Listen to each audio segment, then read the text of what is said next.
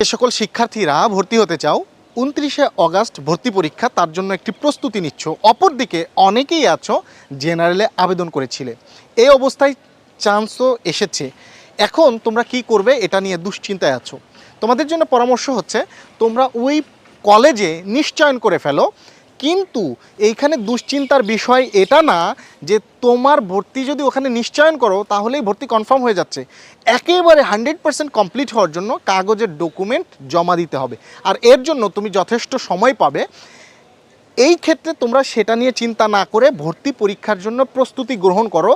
পলিটেকনিকে তুমি যদি চান্স পাও তাহলে পলিটেকনিকে ভর্তি নিশ্চয়ন করে এরপরে তুমি পলিটেকনিক অথবা কলেজ যেখানেই তোমার কাগজের ডকুমেন্টগুলো জমা দিবে সেখানেই মূলত তোমার ভর্তিটা কনফার্ম হবে। এটা গেল ভর্তির বিষয়।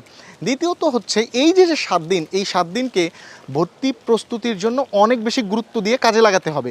এখন তোমরা অ্যাডমিটের সন্ধান করছো, অ্যাডমিট কিভাবে ডাউনলোড করবে, কোথায় পাবে। তোমাদের যে অ্যাপ্লিক্যান্ট লগ ইন ফর্ম আছে সেই অ্যাপ্লিক্যান্ট লগ ইন ফর্মে সিকিউরিটি কোড দিয়ে তোমার বোর্ড রোল দিয়ে তুমি প্রবেশ করলে ওখানে অ্যাডমিট ডাউনলোডের একটি অপশন পাবে।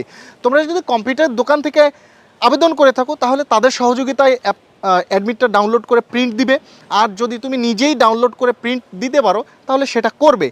আর কিভাবে ডাউনলোড দিবে এই বিষয়ে এটা প্রকাশ হওয়ার পর আমরা একটি ভিডিও তোমাদেরকে দিয়ে দিব, যাতে করে তোমরা শর্টস থেকেই খুব সহজে তোমাদের এই ডাউনলোডের পদ্ধতি দেখে তোমরা তোমাদের অ্যাডমিটটি ডাউনলোড করে নিতে পারো। সবার জন্য অনেক অনেক শুভকামনা জানাচ্ছি সফটনেক্স থেকে।